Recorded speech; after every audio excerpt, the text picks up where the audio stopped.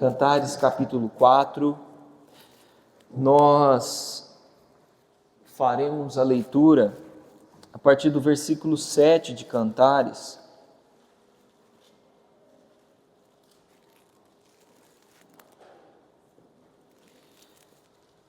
Cantares capítulo 7.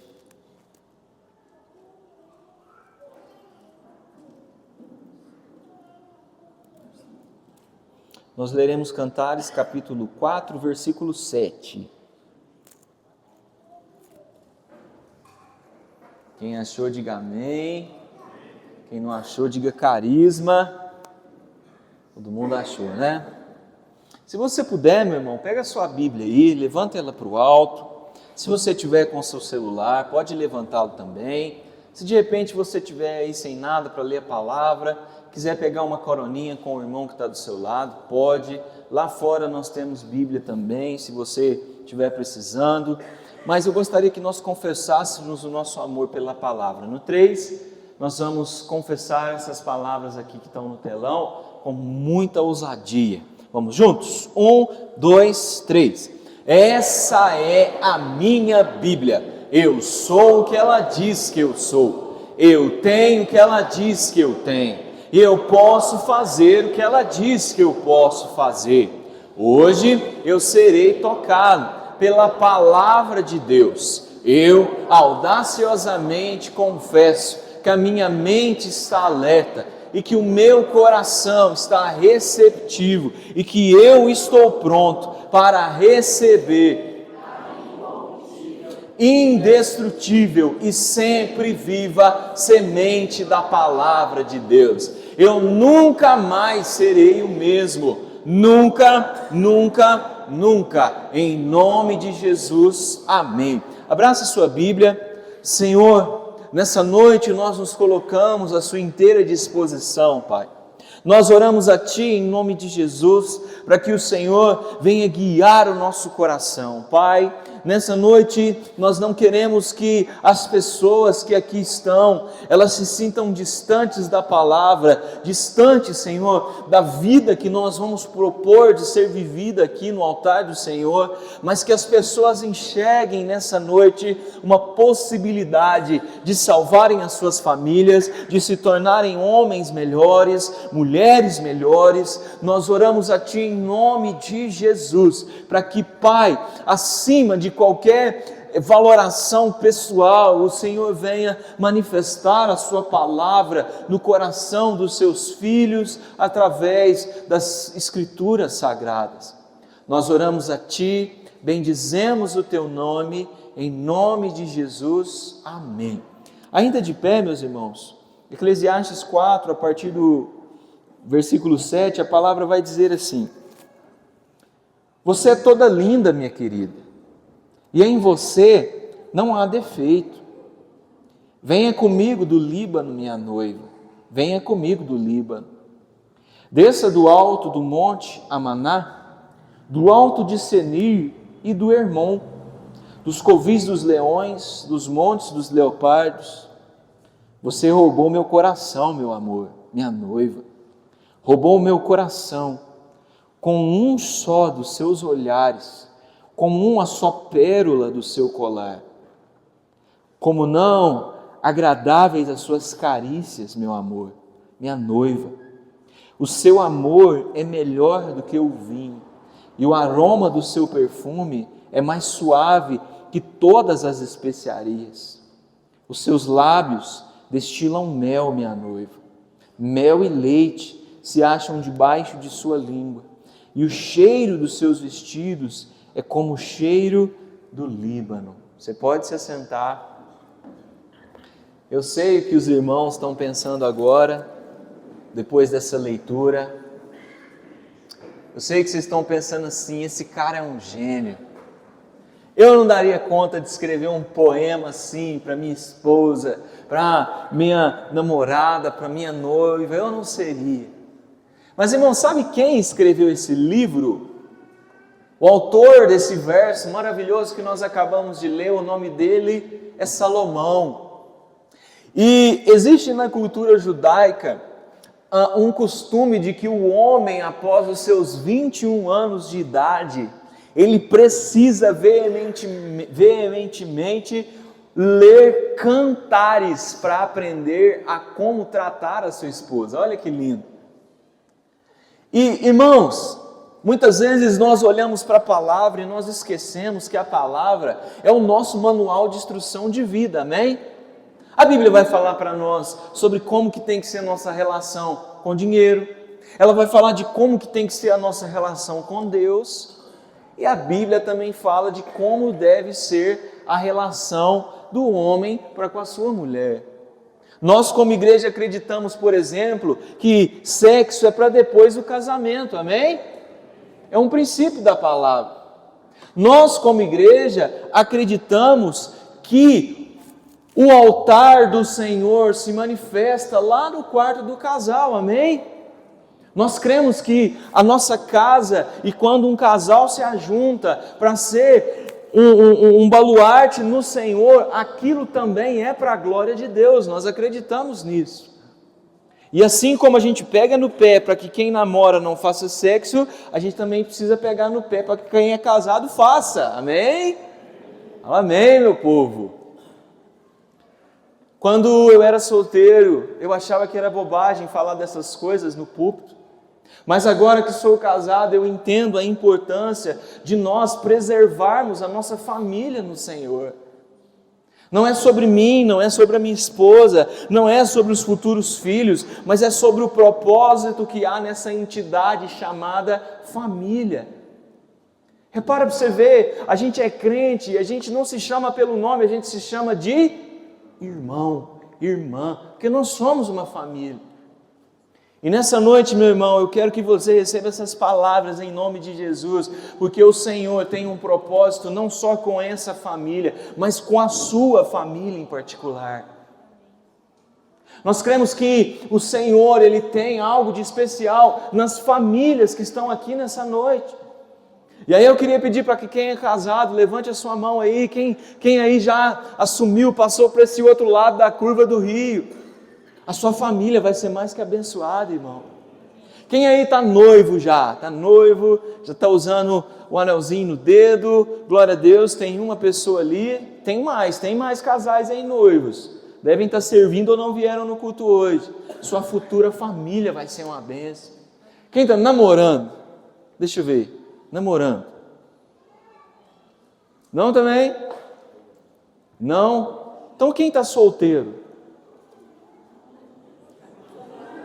Eita glória!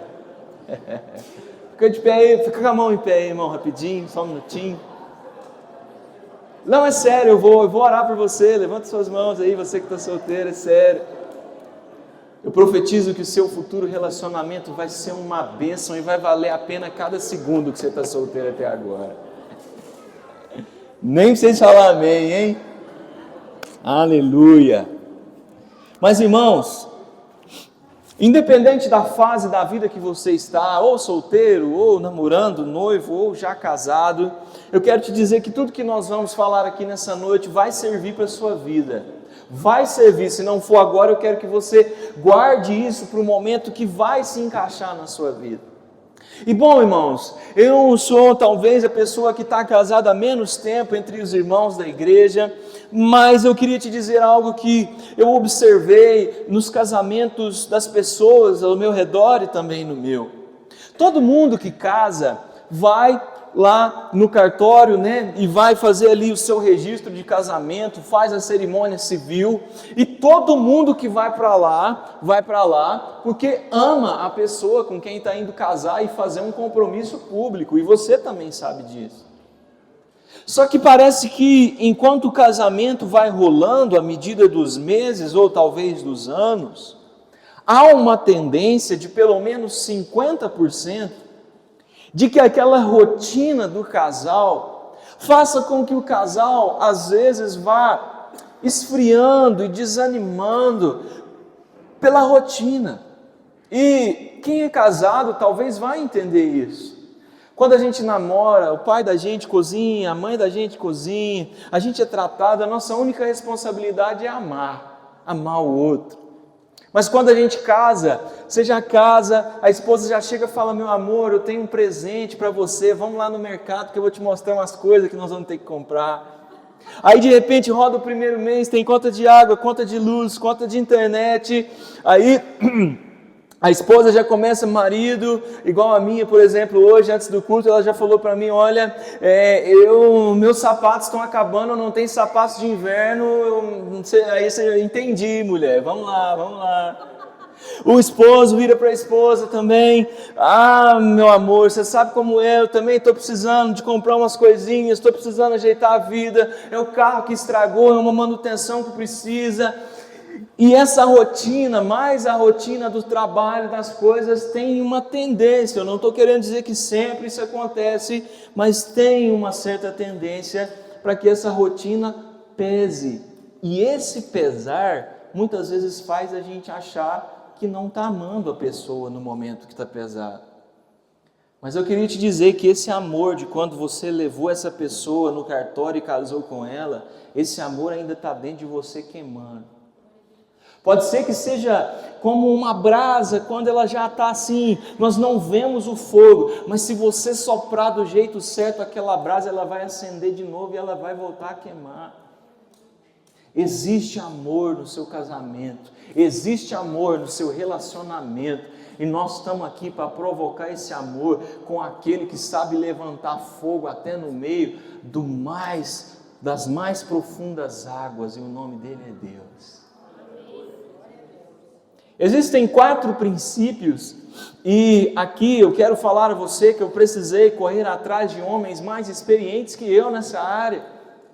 E o reverendo Hernandes Dias Lopes, ele vai dizer que existem 4 princípios nesse texto que vão nos mostrar como nós vamos ter um relacionamento feliz aos pés do Senhor, amém? E olha lá o que diz o versículo 7.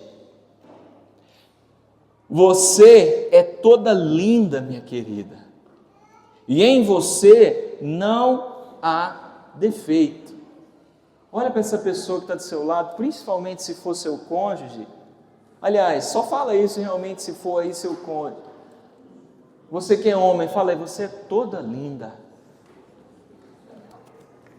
Eita glória! Irmãos, nós estamos falando de Salomão, que está há pelo menos 3.000 anos antes de nós. A Sulamita, que é a esposa que está ganhando esse poema, provavelmente não tinha os recursos de maquiagem que as irmãs têm hoje. Logo, talvez, o despertar dela pela manhã não era um "você é toda linda". Talvez ela não tivesse aquele cheirinho agradável, porque não era um costume dessa região tomar banho todo dia. Mas Salomão vira para ele e diz assim: você é toda linda. Sabe o que é toda linda? Toda vem de toda mesmo, inteira linda. Inteira linda. E o que eu quero dizer com isso, irmão? Se nós queremos ter um relacionamento saudável, precisa haver elogios de um para com o outro. O homem precisa elogiar a mulher e a mulher precisa elogiar o homem também, para que assim os dois como casal se vejam de uma forma linda. Você é lindo, você é linda também, e os dois são lindos. E talvez o que surge a nós é uma questão assim: mas pastor, eu vou mentir? Eu vou mentir porque tem dia que ela não está toda linda assim. Pastor, eu vou mentir, tem dia que ele não está todo lindo assim. Quando eu conheci ele, ele não tinha esse volume abrupto na região abdominal. Ah, mas ela também não estava assim, ela era mais magrinho, ela era mais cheinha, ela tinha um corpão, ela não tinha. Ah, ela era menos brava, ele era mais ativo. Posso te falar uma coisa nessa noite? Coloque amor nas minhas palavras. Aonde você não está achando lugar para elogiar, tem gente achando bonito e se pá elogiando e muito. Às vezes a gente não vê a beleza, mas os outros que estão lá fora estão vendo que os nossos olhos estão acostumados e já não estão conseguindo ver mais. De vez em quando a gente precisa enaltecer as características positivas que as pessoas têm, inclusive as que estão ao nosso lado. É lógico, eu sei, irmão, eu sei, que se nós fôssemos colocar numa lista, é inteiramente mais fácil nós enumerarmos o defeito da pessoa que está ao nosso lado, porque afinal de contas é mais fácil achar defeito no outro, é ou não é? É mais fácil a gente se envolver e falar assim, ó, o erro é esse, o erro é aquele, ele é assim, assim, assim. Talvez nós faríamos listas intermináveis de rodar dias e meses colocando defeitos no outro, mas deixa eu te falar uma vantagem, a vantagem de você fazer elogio é que elogiar é mais fácil do que colocar o defeito. A lista de elogios é menor, então dá para enaltecer todos os dias aquela qualidade que o seu companheiro tem. E eu não sei você, mas quando a minha esposa me elogia, eu fico assim mais feliz, eu fico com mais vontade de ganhar outros elogios. Qual foi a última vez, meu irmão, que você elogiou talvez a sua esposa, a sua companheira? Porque quando você chega em casa, pode chegar gente de surpresa na sua casa, que a sua casa está um brinco de limpo e você não vai passar vergonha recebendo as pessoas. Minha irmã, quando foi a última vez que você elogiou o seu companheiro, agradecendo a ele porque não tem um monte de devedor batendo na porta da sua casa e te incomodando você cuidar das suas coisas? Tem elogios a fazer, mas a gente que não percebe. Nós precisamos elogiar mais, não só os nossos cônjuges, mas as pessoas que estão ao nosso redor, amém? Mas olha o que diz o versículo 9. Ele continua nessa série e ele diz assim: você roubou o meu coração, meu amor, minha noiva, roubou meu coração com um só dos seus olhares, com uma só pérola do seu colar. Como são agradáveis as suas carícias, meu amor, minha noiva. O seu amor é melhor do que o vinho, e o aroma do seu perfume é mais suave que todas as especiarias. Meu irmão, minha irmã, você percebe o quanto Salomão era romântico? Olha as coisas que ele usa, o jogo de palavras que ele vai usando. Há uma sensibilidade de alguém que era sábio, mas que também era bom escritor, em ser romântico. E eu quero te falar uma coisa nessa noite: a gente precisa ser mais romântico. Você pode repetir isso comigo? Eu preciso ser mais romântico. E antigamente a gente falava isso para os homens, mas nós estamos vivendo uma geração que nós estamos precisando falar isso para as mulheres. Irmã, seja romântico, frita o bife do jeito que seu marido gosta, sabe? Irmã, seja romântica, elogia ele, fala sobre, o quanto amor você tem por ele. E nós, irmãos, a mesma coisa. Sabe, eu sou homem, então não tem jeito, eu tenho que falar pelo menos dos erros que eu identifico em mim e que talvez os homens aqui dessa noite também me entendam. Tem hora que a gente é meio tapado, não é? A gente assim não consegue perceber a diferença entre uma coisa e outra. E eu confesso, muitas vezes a minha esposa, ela se arruma e ela faz um monte de coisa e eu chego e falo: vamos, nós estamos atrasados, vamos embora, vem. Nem percebe. E aí depois, no final da noite, a gente escuta a bronca, porque a gente não percebeu o que tinha que perceber. Os homens se identificam comigo? A gente precisa ser mais romântico. Como? Não sei. Talvez a gente vai ter que comprar uns livros, talvez a gente vai ter que aí estudar, buscar umas aulas com quem sabe de ser romântico, mas a gente precisa, irmãos, entender que isso também é um detalhe. Às vezes a gente não percebe detalhes, mas olha, e eu aposto que as irmãs talvez entenderam, mas os homens nem perceberam quando nós lemos esse versículo. Projeta de novo para nós ali o versículo 9, por gentileza. Olha que bacana que fala ali, olha. Vai na primeira parte. Isso. Você roubou meu coração, meu amor, minha noiva. roubou meu coração, e olha o que ele diz: com um só dos seus olhares, com uma só pérola do seu colar. Olha como ele é detalhista, e às vezes a gente não é. Foi um olhar dele, um olhar dela que o ganhou. E não foi nem o colar inteiro, como diz ali, mas foi uma só pérola que ele olhou no meio do pescoço dela, que fez com que ele se apaixonasse por ela. Interessante, muito interessante. Talvez a nossa esposa, ou talvez o seu marido, fez um corte de cabelo diferente, você não notou, precisa ser romântico.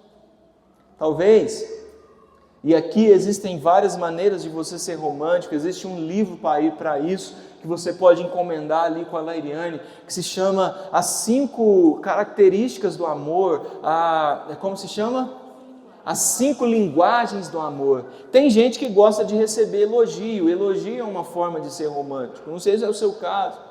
Tem gente que gosta de ganhar presente mesmo, você vai dar um presente para a pessoa e a pessoa entende que aquilo é uma forma de ser romântico. Tem gente que recebe amor e esse romantismo em forma de trabalho, você vai e limpa a casa para a pessoa, você ajuda a pessoa numa tarefa e aquilo é uma demonstração de amor. Existem vários tipos e maneiras diferentes de você ser romântico. Mas não é romântico a sua linguagem, mas é romântico a linguagem do outro. Depois do culto você tem um compromisso, perguntar como que o seu parceiro e parceira entende o amor de ser romântico. Pergunta para ele, o que você quer que eu faça? Um serviço, um presente, um elogio? Como que eu posso mostrar o meu amor para você? Você vai aqui comigo? Mas vem o versículo 10 depois.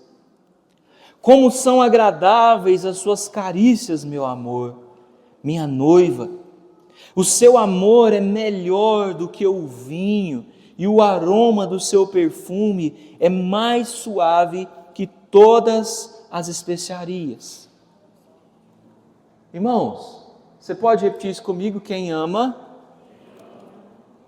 não é só romântico. Quem ama não só mostra serviço.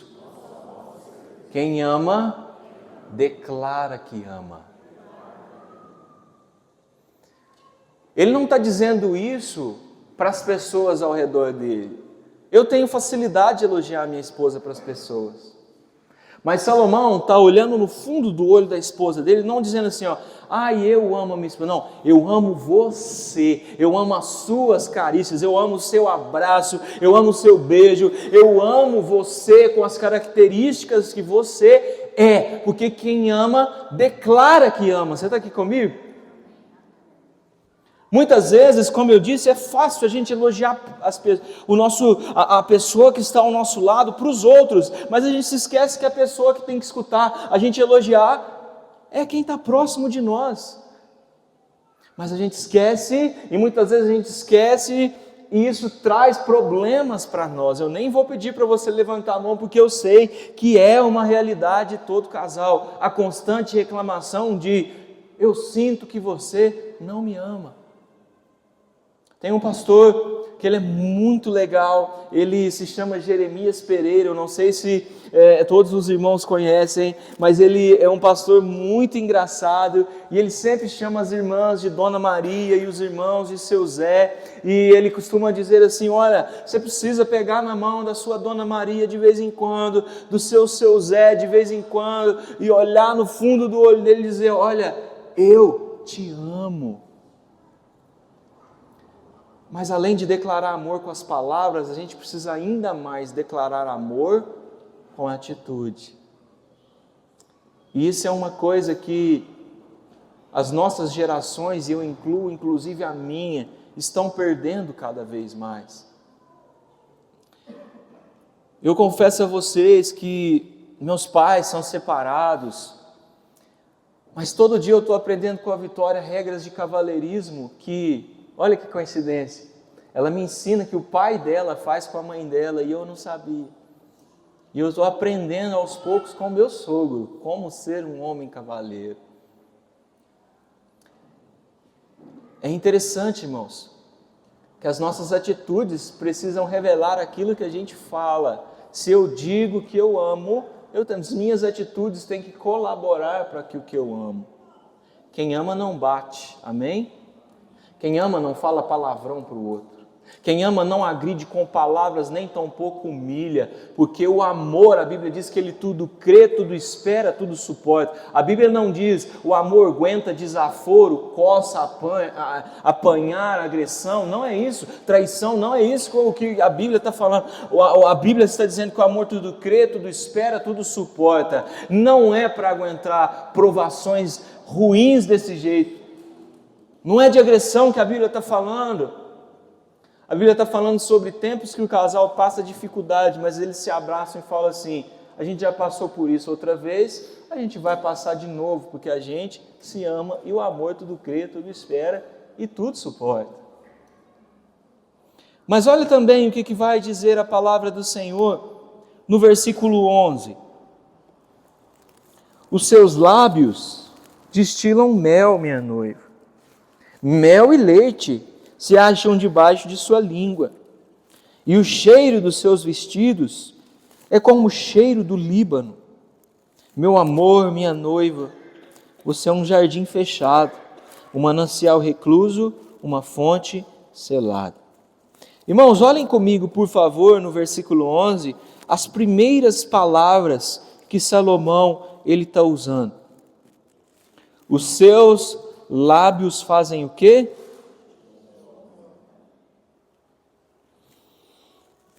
Eu sei que todo mundo aqui deseja ter um relacionamento feliz.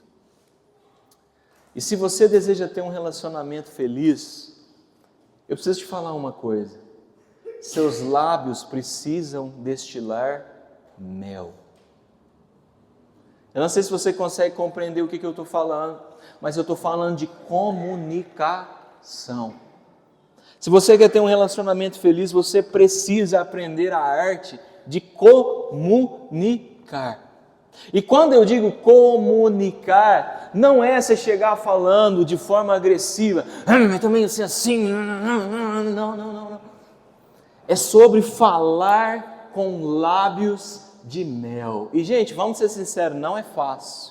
Não é fácil, é difícil. Muitas vezes quando a gente está nervoso com alguma coisa, a gente está irritado com alguma coisa e a gente precisa falar, a primeiro plano a nossa vontade é chegar e brigar, mas nós precisamos desenvolver essa tão bonita arte que é falar sem sermos agressivos.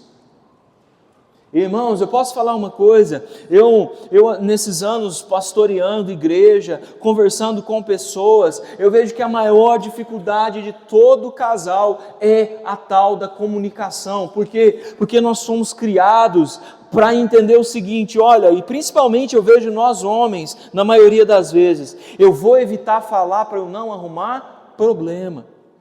Só que o fato de não falarmos vai juntando coisas dentro de nós.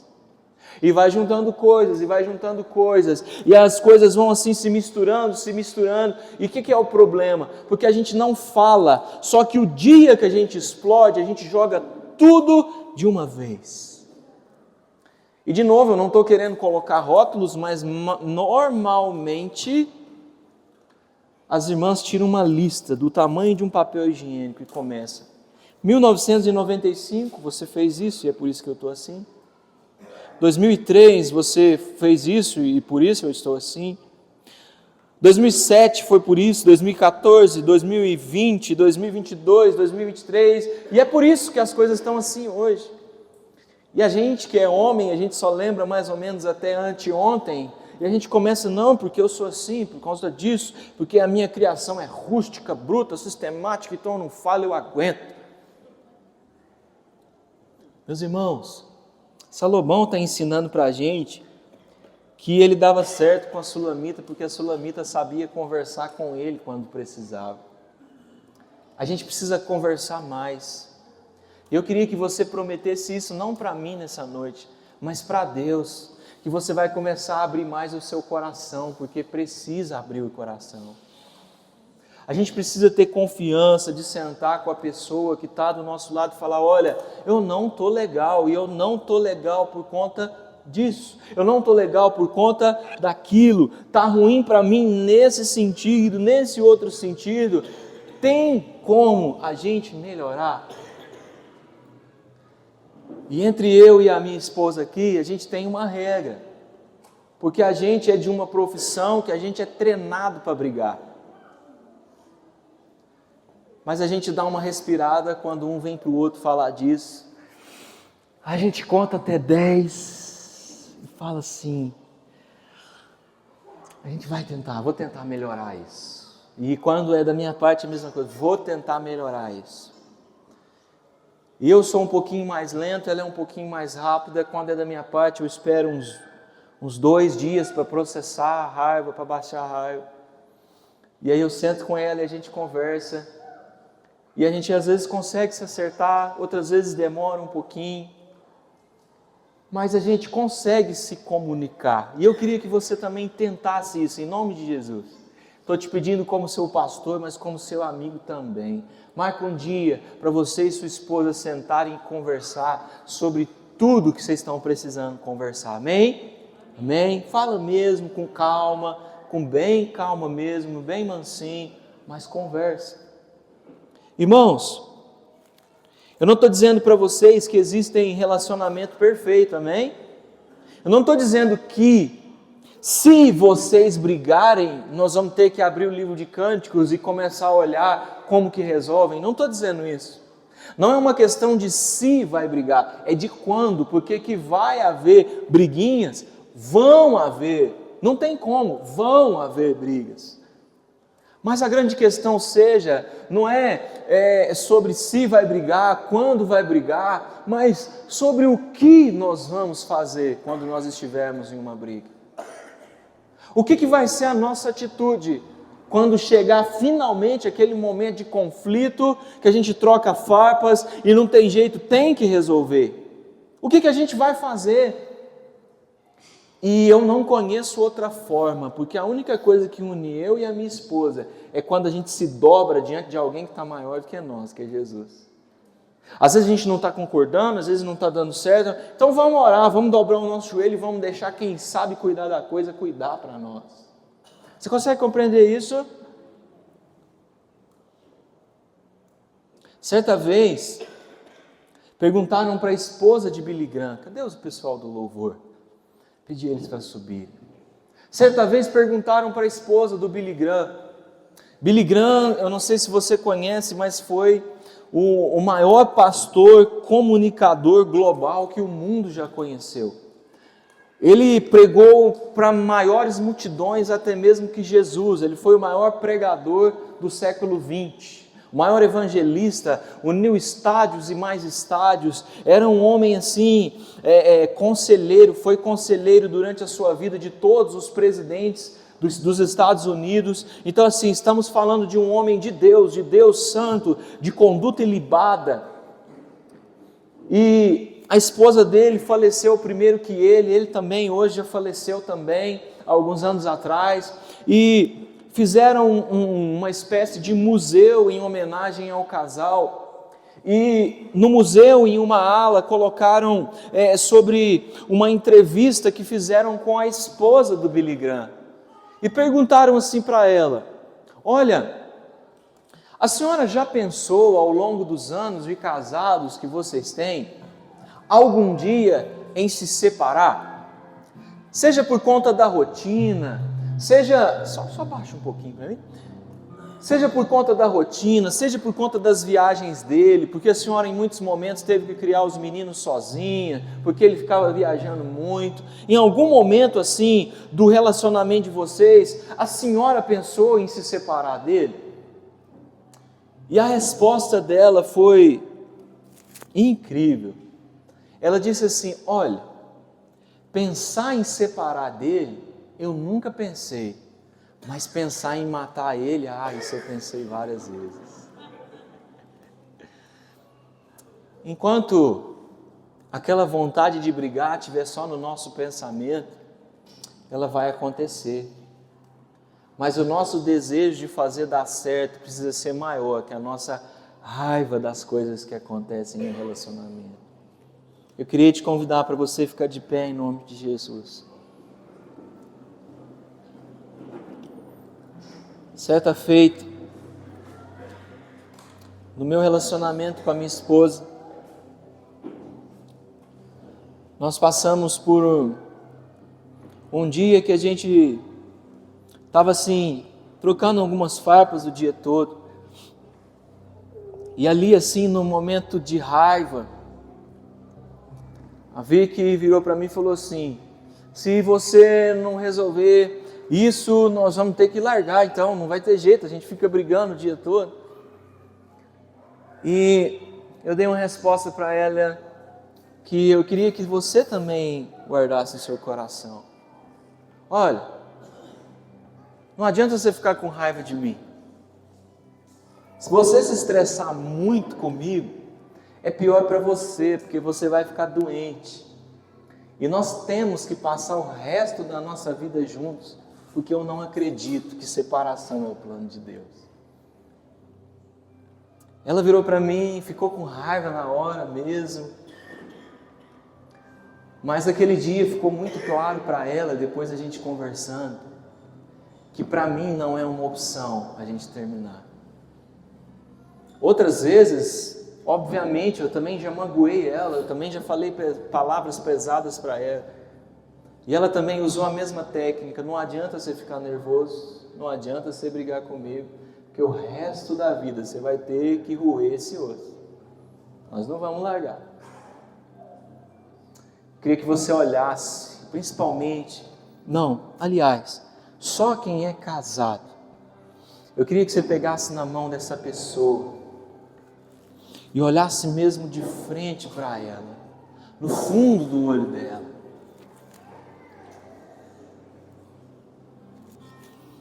E você falasse para ela com muita convicção: não é uma opção a gente largar.